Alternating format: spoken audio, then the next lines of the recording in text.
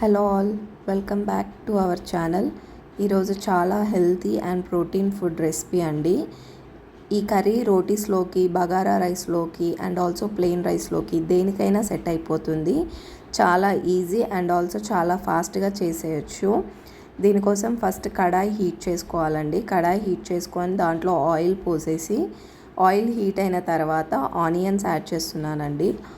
Onions add చేసిన తర్వాత నేను వీటిలో జీరా, ఆవాలు, పసుపు, కాస్త మినప్పప్పు, కాస్త శనగపప్పు ఇవన్నీ వేసి బాగా కలుపుకొని కాస్త మగ్గనివ్వాలండి. ఆనియన్ ఫుల్గా మగ్గాల్సిన పని లేదండి, కాస్త మగ్గితే సరిపోతుంది. కాస్త ఆనియన్ మగ్గాలి. చాలా వరకు అందరూ అన్ని వెజ్జీస్ తినడానికి ఇష్టపడరు. ఇలా కర్రీ ట్రై చేసి పెట్టండి, ఇష్టం లేని వారైనా తినేస్తారు. ఆనియన్స్ కాస్త మగ్గిన తర్వాత వాటిలలో నేను క్యాప్సికమ్ వేస్తున్నానండి. క్యాప్సికమ్ వేసి కలుపుకొని క్యాప్సికమ్ కూడా కాస్త మగ్గనివ్వాలి. క్యాప్సికమ్ కూడా కాస్త మగ్గిన తర్వాత నేను దాంట్లో బీన్స్ వేస్తున్నాను.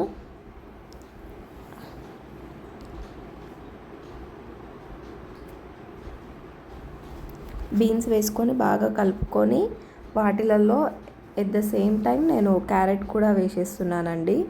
క్యారెట్ కావాలంటే చిన్న చిన్నగా కూడా కట్ చేసుకోవచ్చు. క్యారెట్ కూడా వేసి బాగా కలుపుకొని కాసేపు ఒక 5 minutes మగ్గనివ్వాలండి. మగ్గిన తర్వాత దాంట్లో నేను పచ్చిమిర్చి యాడ్ చేస్తున్నాను అండ్ ఆల్సో బేబీ కార్న్ చిన్నగా రౌండ్గా కట్ చేసుకున్నానండి, సో దట్ తొందరగా కుక్ అవుతుంది అని చెప్పేసి. బేబీ కార్న్ కూడా వేసి కాస్త మగ్గిన తర్వాత వాటిలో టమాటో వేస్తున్నానండి. టమాటో వేసి కలుపుకొని టమాటో బాగా మెత్తపడే వరకు మగ్గనివ్వాలి.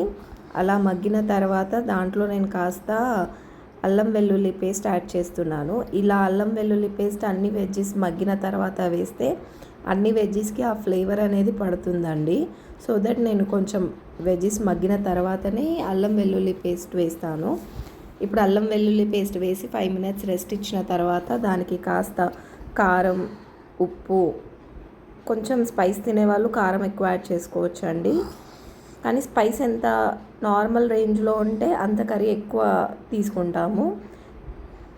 కారం, ఉప్పు తగినంత వేసుకొని బాగా మిక్స్ చేసుకోవాలండి. మిక్స్ చేసుకొని మళ్ళీ ఒక 5 minutes రెస్ట్ ఇవ్వాలి. ఇచ్చిన తర్వాతకి కాస్త నేను ఒక టీ గ్లాస్ వాటర్ తీసుకున్నాను, సో దట్ కొంచెం జ్యూసీగా ఉంటుంది. ఎక్కువ వాటర్ తీసుకున్న టేస్ట్ ఉండదండి. కాస్త వాటర్ వేసిన తర్వాత దాంట్లో నేను పన్నీర్ క్యూబ్స్ వేస్తున్నానండి. సో దట్ పన్నీర్ క్యూబ్స్ చాలా తొందరగా ఉడికిపోతుంది కాబట్టి నేను లాస్ట్లో వేస్తున్నాను పన్నీర్ క్యూబ్స్ వేసుకొని బాగా కలుపుకొని ఒక 10 minutes ఉడకనివ్వాలండి. 5 to 10 minutes ఉడకనివ్వాలి. అలా ఉడికిన తర్వాత దాంట్లో కాస్త ధనియా పౌడర్, కరివేపాకు,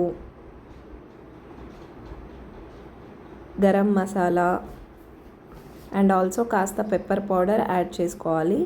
యాడ్ చేసుకొని ఒక 5 to 10 minutes మళ్ళీ ఉడకనివ్వాలి.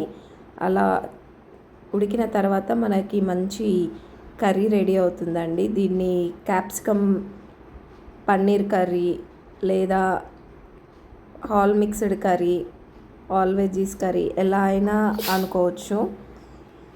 టేస్ట్ మాత్రం చాలా బాగుంటుందండి, చిన్నపిల్లలు కూడా తింటారు. దేంట్లోకైనా సెట్ అయిపోతుంది, రోటీ, బగారా రైస్ దేనికైనా వచ్చేస్తుంది. Thanks for watching.